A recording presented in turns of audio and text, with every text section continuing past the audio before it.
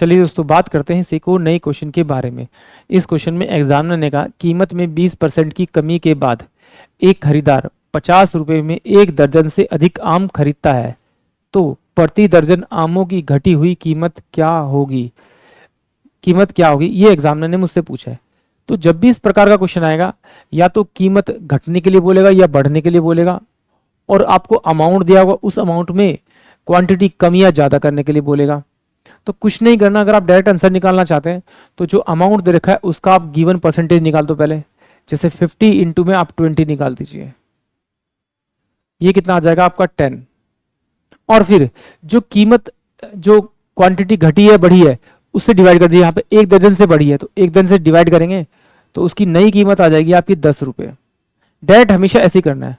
और अगर वो पुरानी कीमत पूछ ले तो कुछ नहीं करना आपको, उस नई कीमत को 100 से आप गुना कीजिए, और जो घटने के बाद आया, पहले अगर माना कि 100 रुपये था अमाउंट, अब क्या हो गया पर दर्जन 80 रुपये हो गया, तो इसे 80 से डिवाइड कर दीजिए।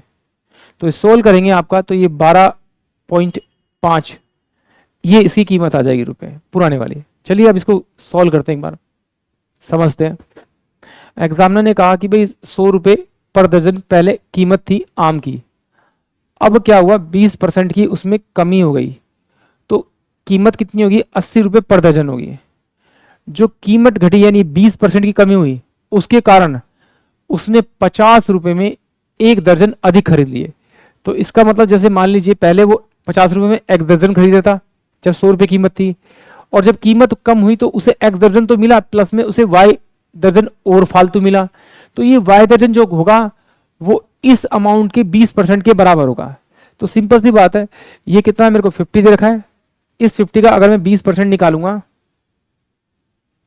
तो ये मेरे पास में 10 रुपये आ जाएगा। और ये किसकी वैल्यू होगी? 1 दर्जन की वैल्यू होगी। तो 1 दर्जन से डिवाइड कर दीजिए, तो मेरे पास जो आएगा वो आ जाएगा आपका 10 रुपये न्यू प्राइस, नए वाला मूल्य आ जाएगा। तो उसने मुझसे पूछी है कि घटी हुई कीमत, यानी कि ऑप्शन जो मेरे पास में डी होगा वो इस क्वेश्चन के लिए करेक्ट होगा।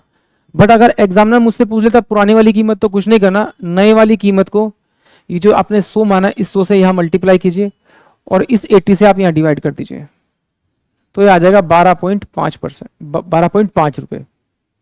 यानी पहले 10 रुपये था, अब 12.5 था पहले कीमत, सॉरी यानी पुरानी कीमत 12.5 थी, अब नहीं है 10 रुपये। आई होप आप सभी क्वेश्चन समझ में आया होगा।